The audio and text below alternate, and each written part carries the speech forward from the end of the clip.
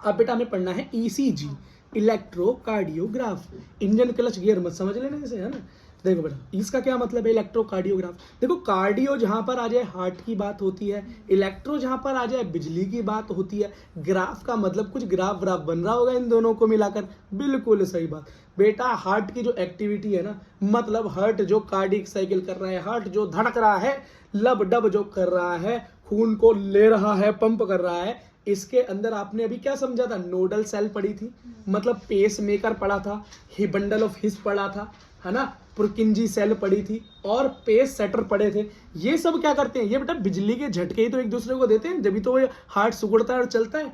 तो बेटा उसी करंट के जो सिग्नल्स हैं उन सिग्नल्स को पकड़ लेते हैं और एक मशीन बना ली है इंसान ने उन सिग्नल्स को पकड़ने की। देखो बेटा जब वो सिग्नल पकड़ में आते हैं तो समझ में आता है हार्ट अपना काम कर रहा है, अगर वो सिग्नल में कमी है तो समझ जाता है कि बेटा हार्ट अपना काम नहीं कर रहा है। और यहीं से पता चल जाता है कि हार्ट कैसा काम कर रहा है। बिना दिल को चीरे, दिल चीर कर देख, बिना दिल को खोले हम हार्ट की बीमारी का पता लगा लेते हैं। ये बोलते हैं भैया आपको तो अटैक आने वाला है, पढ़ना चालू कर दो। देखो भैया पोजीशन ऑफ लीड्स, भैया इस मशीन की लीड कहाँ कहाँ पर लगाई जाती है, तार इंसान के कौन कौन से शरीर में पार्ट में लगा देते हैं चेक करने के लिए। देखो सबसे पहले सीधी कलाई में बांधेंगे, लेफ्ट रिस्ट उल्टी कलाई में बांधेंगे और लेफ्ट एंकल मतलब उल्टे पैर के एंकल में भी उस वो क्लिप को लगा देंगे, तार को लगा देंगे। और जब लगा देंगे तो बेटा एक मॉनिटर होगा, उस मॉनिटर पर इस तरह की धड़कन चल रही होगी, हरे कलर में लब डब लब डब लब डब चल रहा होगा। और ये लब डब जब तक चलता रहता है तब तक पिक्चर चलती रहती है।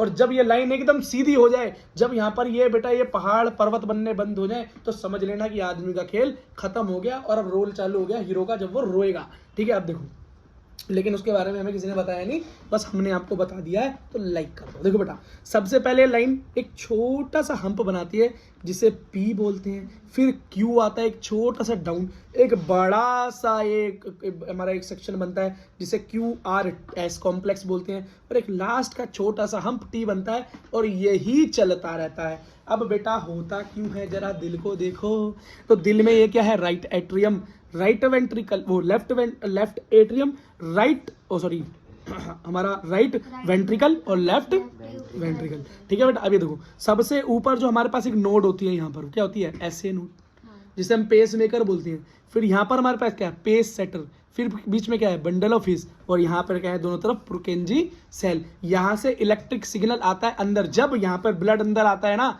जैसे ही ब्लड अंदर आता है राइट एट्रियम में, यहाँ से सिग्नल छूटता है और कहाँ पेस सेटर तक जाता है, और ये क्या होता है, दबता है ताकि खून नीचे आ जाए। यहाँ से सिग्नल कहाँ जाता है भाई, हमारे बंडल ऑफ हिस में जाता है, और वहां से पुरकिंजी सेल में जाता है, जिससे कि पूरा का पूरा सिस्टोल और डायस्टोल मूवमेंट चलता है। और जैसे जैसे करंट के झटके एक दूसरे में ट्रांसफर होते हैं तो ये कॉम्प्लेक्स बनना चालू हो जाते हैं। देखो जब P बने तो इसका मतलब है डीपोलराइजेशन ऑफ आर्टरिया, मतलब आर्टरिया में सबसे पहले ऐसे नोड में करंट छूटा और आर्टरियम क्या हुआ, डीपोलराइज हो गया, दब गया, क्या हुआ, दबा, जिससे खून नीचे गया। अब QRS कॉम्प्लेक्स जब बनेगा, मतलब ये QRS, तो पहला वाला तो बना एट्रियम का डीपोलराइजेशन नीचे, फिर डीपोलराइजेशन होगा वेंट्रिकल का। अब लास्ट जब खून घुसा तो बना P।